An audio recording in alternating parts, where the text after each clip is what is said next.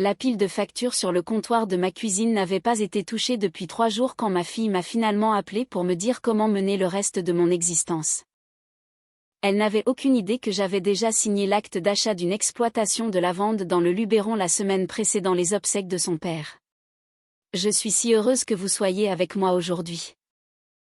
Restez avec moi jusqu'à la fin de cette histoire et dites-moi dans les commentaires depuis quelle ville vous me regardez. J'aimerais beaucoup le savoir. J'étais debout devant l'évier en train de rincer ma 2e tasse de café quand le téléphone a sonné. À travers la fenêtre, je pouvais voir le vieux chêne au fond du jardin, celui que mon défunt mari Gérard avait menacé d'abattre chaque automne pendant 31 ans à cause des feuilles mais qu'il n'avait jamais touché. La lumière du matin filtrait à travers ses branches nues de novembre, projetant de longues ombres sur la pelouse que Gérard ne ratisserait plus jamais. Mère. La voix de ma fille a transpercé le silence. Elle m'appelait toujours mère quand elle voulait quelque chose. Maman quand elle était en colère. Petite maman quand elle avait 14 ans et qu'elle avait besoin de 20 €. Nous devons avoir une conversation sérieuse. J'ai séché mes mains lentement sur le torchon. 72 ans et mes mains me surprenaient encore dans les miroirs et les reflets. L'alliance n'était plus là, rangée dans le coffret à bijoux de Gérard à côté de ses boutons de manchette. Mais la marque pâle sur la peau où elle avait résidé pendant plus de 3 décennies semblait encore sensible. Bonjour à toi aussi, Béatrice. Ne sois pas comme ça. J'ai essayé de te joindre toute la semaine. Stéphane et moi avons discuté et nous pensons qu'il est temps de s'asseoir et de prendre des décisions concernant ton avenir. Mon avenir comme si j'étais un projet de construction en attente de permis.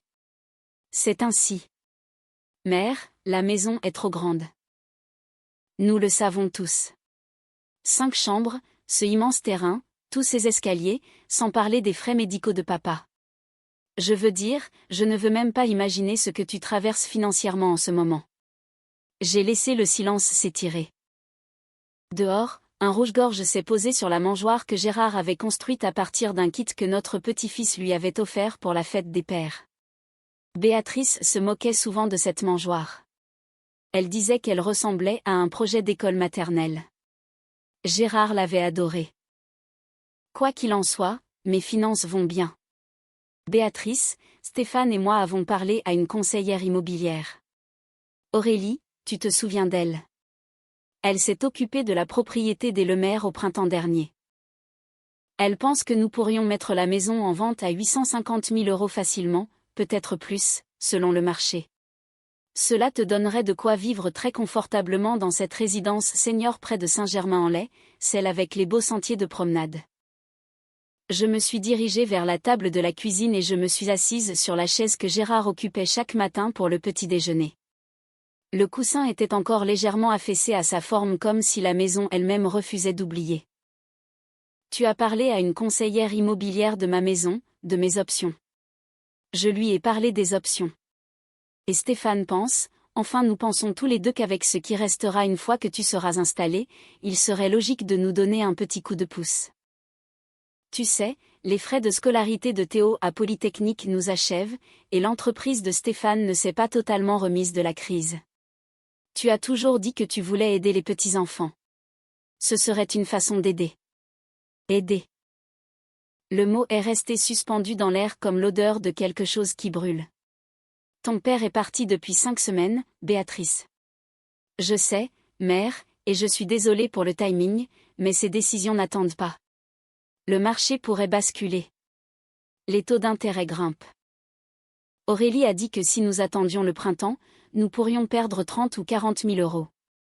J'ai pensé au dossier dans le tiroir verrouillé du bureau de Gérard. Celui que j'avais trouvé en cherchant ses documents de pension militaire. Celui avec l'acte de propriété de 13 hectares de champs de lavande dans la vallée du Luberon, à 2 heures de Marseille, un mas en pierre avec des volets bleus que j'étais allée voir seule en avril dernier alors que Gérard était encore à l'hôpital.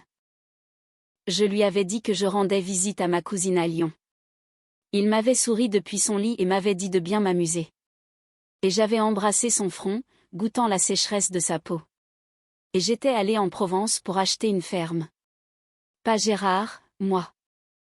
Avec l'héritage de ma mère que j'avais discrètement investi pendant 26 ans, et l'argent de ma propre retraite de cadre de santé à l'hôpital américain.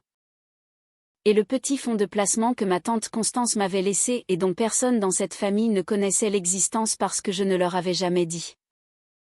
Je vais y réfléchir, ai-je dit. Mère, il n'y a rien à réfléchir. C'est la suite logique, et honnêtement, ce serait bénéfique pour toi. Tu ne devrais pas errer seule dans cette grande maison. Ce n'est pas sain. La mère de Stéphane est entrée dans la résidence des Glycines après la mort de son mari et elle s'est épanouie. Épanouie, mère. J'ai répété que j'allais y réfléchir. Ne tarde pas trop. Aurélie est disponible mardi pour faire l'estimation détaillée. Au revoir, Béatrice. J'ai posé le téléphone sur la table et j'ai regardé le rouge-gorge. Il était toujours là, décortiquant des graines de tournesol avec son petit bec. Gérard avait l'habitude de narrer ce qu'il imaginait que les oiseaux se disaient. Des voix ridicules, des personnalités différentes. Cela rendait Béatrice folle quand elle était adolescente. Papa, personne ne parle aux oiseaux. Mais les petits-enfants avaient adoré cela avant de devenir assez grands pour être embarrassés par nous. Je me suis levée. Je suis allée dans le bureau de Gérard. J'ai déverrouillé le tiroir du bas de son bureau et j'ai sorti le dossier marqué Provence de ma propre écriture. L'acte de vente, les relevés de virement bancaire, les photographies que j'avais prises du mas en avril. Une photo de moi debout sur le pas de la porte dans mes vêtements de voyage, prise par la femme néerlandaise qui possédait la propriété et qui me l'avait vendue pour moins que son prix demandé parce qu'elle avait dit dans son français appliqué qu'elle aimait mon visage. Vous avez le visage de quelqu'un qui aimera cet endroit comme il se doit. Sous l'acte se trouvait une lettre que je m'étais écrite à moi-même il y a 6 mois. Le jour où j'avais signé les documents d'achat par coursier depuis le salon des familles de l'hôpital. Je l'ai déplié avec des doigts qui tremblaient à peine, adressé à celle que je serais après le départ de Gérard. Tu as acheté cette ferme avec ton propre argent parce que tu savais. Tu savais qu'à sa mort, il viendrait vers toi. Pas tous, mais Béatrice le ferait et peut-être Julien aussi. Et ils habilleraient cela de préoccupation, de logique et de famille, et ils essaieraient de te placer quelque part de petit, quelque part où ils pourraient te rendre visite 2 fois par an selon leurs conditions. Tu as refusé de laisser cela arriver. Tu t'es souvenu de qui tu étais avant d'être la femme de quelqu'un et la mère de quelqu'un. Tu t'es souvenu de la jeune fille qui voulait voir le monde avant que la vie ne s'interpose. Tu as acheté une ferme dans le pays où ta grand-mère Rosalinde est née, dans la vallée qu'elle te décrivait quand tu avais 7 ans et que tu étais malade, quand elle s'asseyait au bord de ton lit pour te parler des champs violets qui sentaient le paradis. Va à la ferme. Ne t'excuse pas. N'explique rien. Tu dois ton amour à ces enfants. Tu ne leur dois pas ton effacement. Signé de toute la force que tu as construite pendant 72 ans, toi-même. J'ai plié la lettre et je l'ai remise dans le dossier. Mes mains étaient parfaitement stables. Je suis allée dans la cuisine et j'ai fait une liste. À midi, j'avais appelé mon avocate, une femme nommée Maître Valérie Fontaine, que Gérard avait choisie 12 ans plus tôt précisément parce qu'il disait qu'elle ne supportait pas les bêtises et qu'il ne voulait pas que j'aie à gérer des absurdités quand il ne serait plus là. Elle a confirmé ce que je savais déjà. Tout était à mon nom. La maison, les comptes de placement, la ferme en Provence. Gérard avait tout mis à mon nom dans une SCI et un contrat de protection mutuelle quand il avait été diagnostiqué, et l'assurance vie avait été versée sans encombre il y a 2 semaines. Vos enfants n'ont aucun droit légal sur tout cela. Valérie a dit que je savais que je le savais mais qu'elle voulait le dire à voix haute. Béatrice a prévu une visite immobilière mardi. Il y a eu une pause sur la ligne. Puis Valérie a ri. Ce n'était pas un rire bienveillant. Elle ne l'a pas fait. Elle a l'audace de l'imaginer. Il y a une différence significative. Comment puis-je l'arrêter? Tu lui dis non. Et si elle vient sur ta propriété malgré tout avec cette conseillère, tu appelles la police. Je vais rédiger une lettre cet après-midi pour officialiser ta position. Veux-tu que j'envoie des copies à tes 2 enfants? Oui, s'il vous plaît. Après avoir raccroché, j'ai appelé la SNCF pour réserver un billet de TGV en première classe. L'agent était un jeune homme nommé Terence qui m'a appelé madame d'une manière qui ne semblait pas condescendante. Un aller simple pour Marseille madame. Un aller simple. Mercredi prochain si possible. Bien sûr madame. Nous avons plusieurs options. Voyagez-vous pour les affaires ou pour le plaisir? J'ai réfléchi à la question. Je déménage. Eh bien, félicitations madame. C'est une grande étape à tout âge. Laissez-moi vous trouver la meilleure place dans le train. J'ai passé le reste de cette journée et les 3 suivantes dans un état que je ne peux décrire que comme une furie sereine. J'ai parcouru la maison en prenant des décisions. Ceci irait aux petits-enfants. Ceci serait donné. Ceci serait expédié. Ceci serait vendu. Les vêtements de Gérard, je les ai emballés soigneusement dans des cartons pour la boutique de charité des anciens combattants. Sauf sa chemise en flanelle préférée, la bleue et grise, que j'ai pliée dans ma valise. Ses livres, je les ai laissés sur les étagères. La maison resterait debout. J'avais déjà décidé cela. Je ne la vendrais pas sous pression. Je la louerais via une agence de gestion à une famille qui en aurait besoin. Et je reviendrai un jour, peut-être quand je serai prête à affronter ce qu'elle contenait. Mais je ne la remettrai pas à la conseillère de Béatrice pour que ma propre fille puisse extraire le prix de la scolarité de son fils des fondations de mon mariage.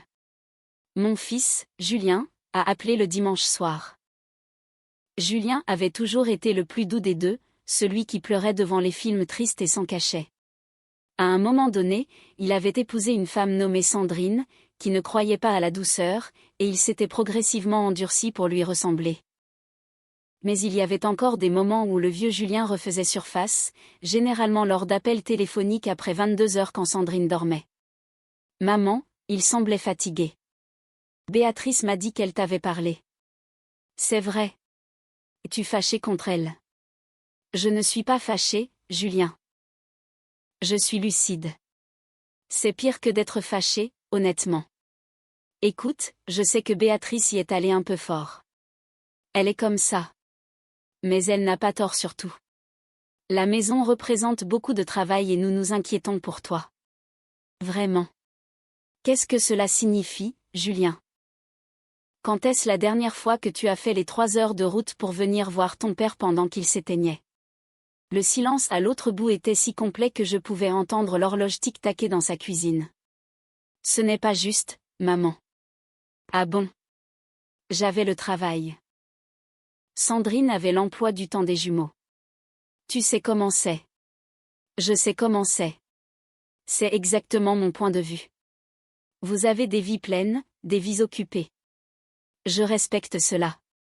Je ne vous demanderai jamais de les réorganiser pour moi. Alors, je trouve fascinant que ta sœur et toi ayez soudainement trouvé le temps de réorganiser la mienne. Maman, je pars mercredi prochain, Julien. Tu pars. Tu pars où? En Provence. J'ai acheté un mas là-bas il y a 6 mois.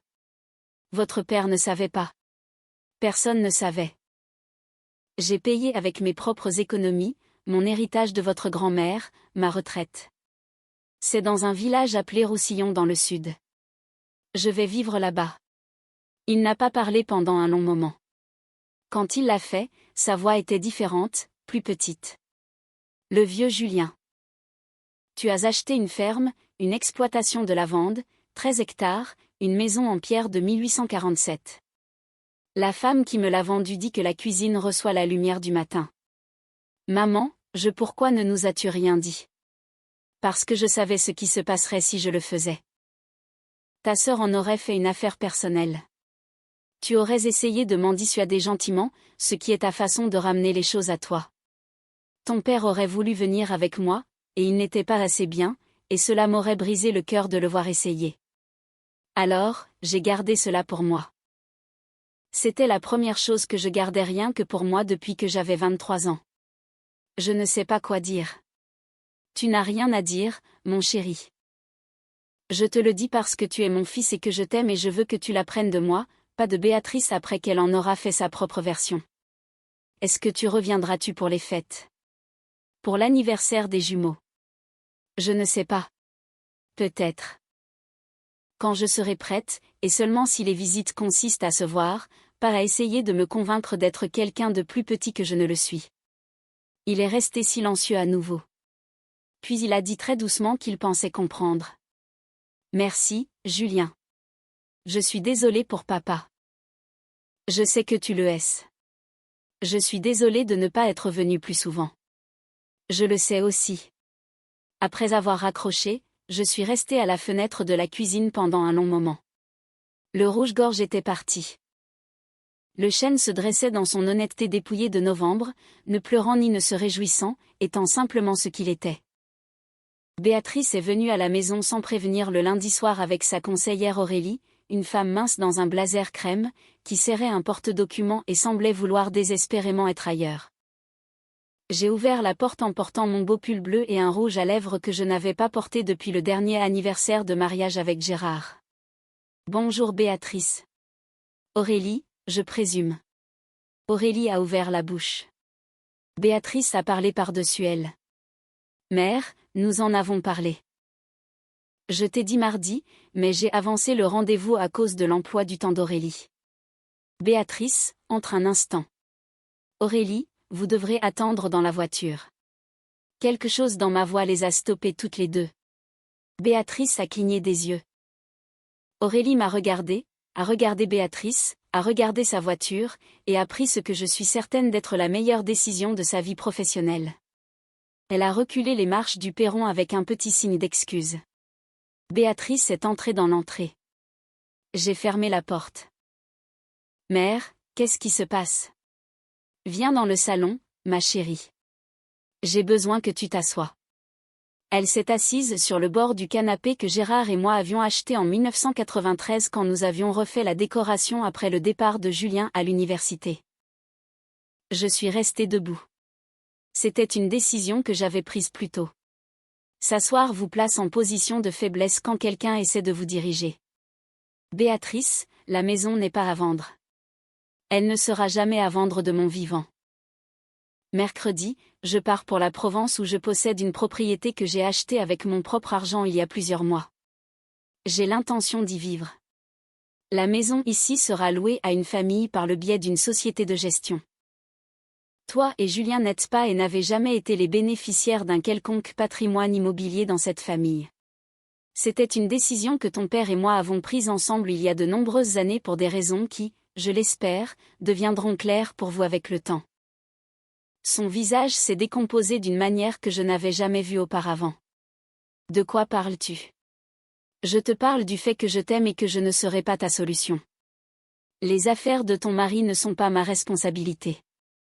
La scolarité de Théo n'est pas ma responsabilité.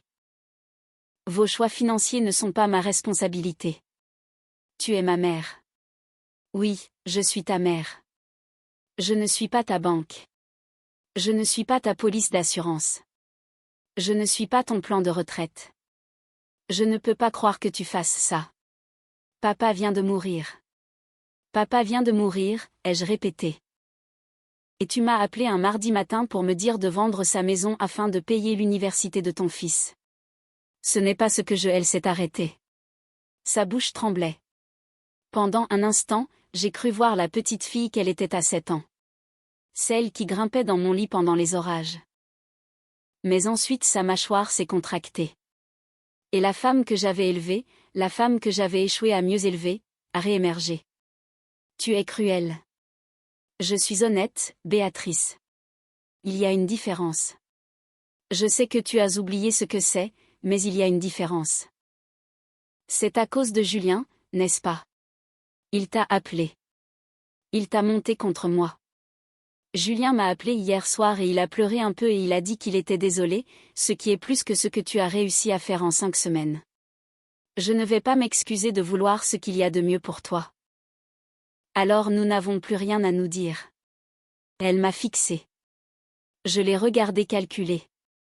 Je l'ai regardé essayer 3 ou 4 expressions différentes, testant celles qui pourraient encore fonctionner sur moi. Les larmes, la colère, la fille blessée, l'adulte raisonnable. Aucune ne convenait plus. La mère qui se serait adoucie devant l'une d'elles était partie ailleurs. La femme qui restait était une étrangère pour Béatrice, et Béatrice l'a finalement réalisé, et son visage s'est fermé comme une porte. Très bien, a-t-elle dit. Va en Provence. Fais ta crise de la soixantaine avec 30 ans de retard. J'espère que c'est tout ce dont tu rêvais. Merci, Béatrice. Je l'espère aussi. Elle s'est levée. Elle a marché vers la porte d'entrée. Elle l'a ouverte. Elle a marqué une pause, le dos tourné vers moi. Et j'ai pensé pendant une longue seconde douloureuse qu'elle pourrait se retourner et dire quelque chose de vrai, mais elle ne l'a pas fait. Elle est sortie dans la soirée de novembre et a refermé la porte derrière elle. Et j'ai entendu la portière de la voiture d'Aurélie s'ouvrir et se fermer, puis le moteur, puis le silence de la maison qui avait élevé mes enfants et qui était maintenant à nouveau mienne. Rien qu'à moi. Je me suis assise sur le canapé où Béatrice s'était tenue.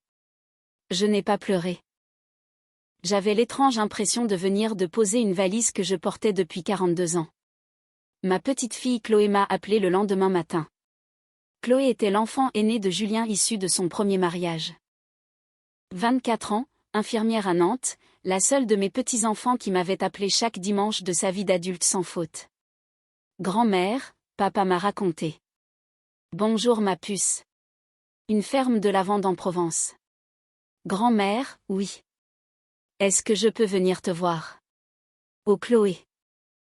J'ai 3 semaines de congés accumulés.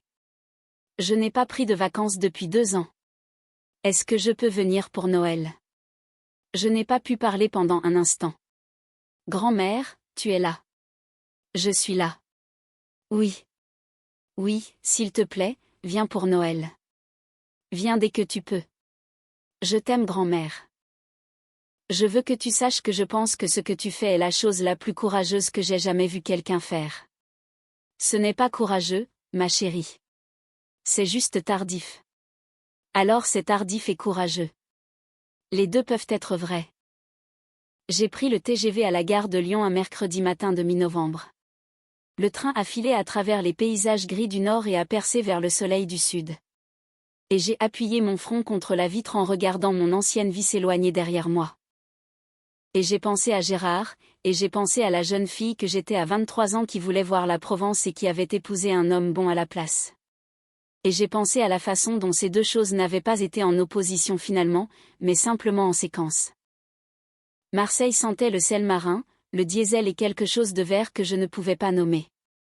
La femme qui m'a accueillie était Sylvie. Elle était la fille de la néerlandaise qui m'avait vendu la ferme. Une grande femme d'une 50aine d'années avec des avant-bras bronzés par le soleil et un sourire qui prenait son temps. Elle m'a conduite vers le nord dans une vieille Peugeot caotante, et le paysage a changé autour de nous, s'aplanissant en vignoble, puis s'élevant en collines de pierre ocre et de pins parasols, et enfin en longue vallée douce où la lavande poussait en rangées qui, en juillet, rendrait le monde entier violet. Le mas était exactement comme dans mes souvenirs, des volets bleus, des murs en pierre épais comme l'avant-bras d'un homme, une cuisine avec un évier profond et un râtelier en cuivre pour les casseroles, et une fenêtre orientée vers l'est. Sylvie avait rempli le garde-manger. Il y avait du pain sur le comptoir et une bouteille de vin sur la table avec un mot de l'écriture de sa mère qui disait « Bienvenue chez vous mon ami ». J'ai dormi pendant 14 heures. Les jours qui ont suivi se sont articulés autour de petites choses, marcher jusqu'au village pour le pain, apprendre les noms de mes voisins, un couple plus âgé nommé Pascal et Marie-Claire qui tenaient la crèmerie. Une jeune femme nommée Lou qui élevait des chèvres sur la colline derrière ma ferme. Un instituteur à la retraite nommé Henri qui m'a immédiatement proposé de m'aider pour mes démarches administratives. J'ai écrit des lettres, de vraies lettres sur papier, que je postais au bureau de poste du village, une chaque semaine à Julien, une chaque semaine à Chloé, une toutes les 2 semaines à Béatrice, à laquelle elle ne répondait pas. Mais que je continuais d'écrire de toute façon parce qu'elles n'étaient pas destinées à sa réponse. Elles étaient pour le témoignage. Je voulais qu'il y ait une trace de ma propre écriture d'une mère qui n'avait pas abandonné. En décembre, Chloé est arrivée.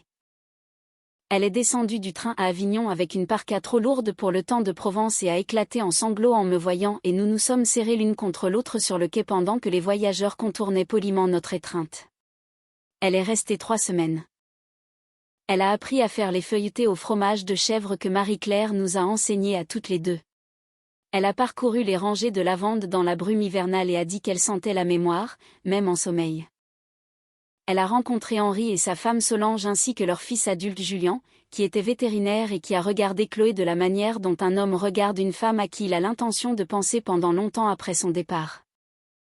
Le soir du réveillon de Noël, Chloé et moi avons fait un feu et ouvert une bouteille de vin du vignoble de la famille de ma voisine Lou. Et Chloé m'a regardé par-dessus le bord de son verre et a demandé si elle pouvait me dire quelque chose. N'importe quoi, ma puce. Papa va s'en sortir. Cela lui prendra peut-être un certain temps, mais il comprendra. Il t'aime. Je sais. Tante Béatrice. Je ne sais pas pour tante Béatrice. Moi non plus. Est-ce que ça te va comme ça? J'y ai réfléchi. Le feu crépitait. Une pluie d'hiver tombait sur la lavande. Un son comme la respiration de la terre entière. Cela doit m'aller, ai-je dit. Parce que l'alternative serait de la laisser réorganiser ma vie pour éviter l'inconfort de la sienne. Et j'ai déjà fait ça. Je l'ai fait pendant 42 ans. Je ne le fais plus. Grand-mère, oui ma chérie. Je suis fière de toi. J'ai couvert sa main de la mienne. Sa main était jeune et chaude et portait une petite cicatrice blanche sur la jointure à cause de quelque chose qu'elle avait fait enfant et dont je ne pouvais me souvenir. J'avais passé une si grande partie de ma vie à mémoriser les petites blessures de mes enfants et petits-enfants et j'avais oublié d'en garder pour moi. J'ai pensé qu'il était encore temps pour cela. Je n'ai pas fini. J'ai 72 ans et je n'ai pas fini. En février, Béatrice a envoyé un courriel. Il était court. Il disait, « Mère, je ne sais pas quoi dire. J'ai été en colère. Je suis toujours en colère, mais Chloé m'a montré des photos et on dirait que tu es heureuse là-bas. J'espère que tu le es. Je ne sais pas quand je serai prête à parler. Je voulais que tu saches que j'ai reçu tes lettres. Je l'ai lu 3 fois. J'ai répondu, Béatrice, merci. Prends tout le temps dont tu as besoin. Les lettres continueront d'arriver. Avec amour, maman. » Elle n'a pas répondu. Mais en avril, elle a envoyé une photographie de mon petit-fils Théo, son fils, celui dont la scolarité avait tout déclenché. Il se tenait devant son école tenant une pancarte qui disait « Grand-mère, maman m'a parlé de ta ferme. Envoie de la lavande, je t'aime, Théo. » J'ai ri aux éclats en voyant cela. C'était la première fois que je riais de quelque chose que Béatrice m'envoyait en 6 mois. J'ai fait préparer un petit paquet de lavande de l'année dernière enveloppé dans du papier craft et je l'ai expédié le lendemain matin. Juillet est arrivé. Les champs sont devenus violets. Chloé est revenue pour une visite avec Julien qui, comme je l'avais soupçonné, n'avait pas cessé de penser à elle.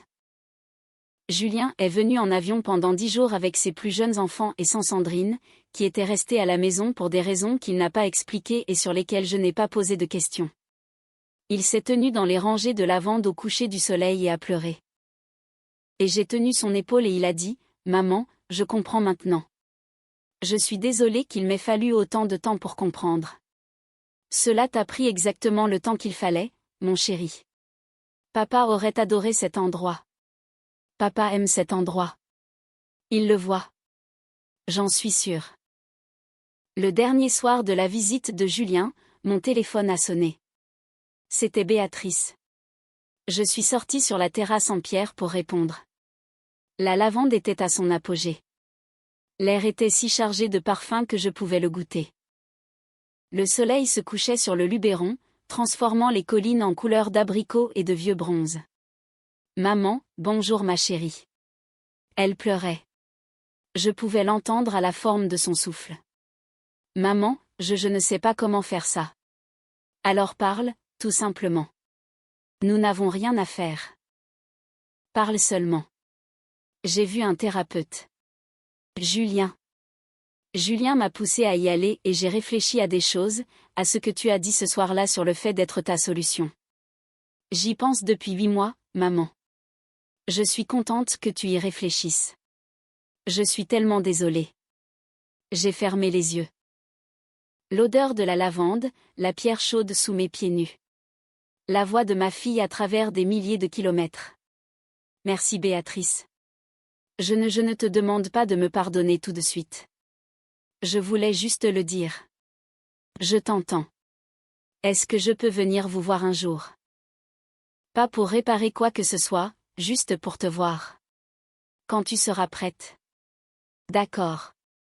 Je t'aime, maman. Cela n'a jamais cessé. Ce n'était jamais la question. Je sais. Maman, je pense que je le savais même quand j'étais horrible. Je ne croyais tout simplement pas que je le méritais si je ne pouvais pas le gagner par quelque chose. C'est ça le truc avec l'amour, ma chérie. Le vrai. Tu ne le gagnes pas. Tu le reçois tout simplement. Et si tu as de la chance, finis par apprendre comment. Elle a pleuré plus fort.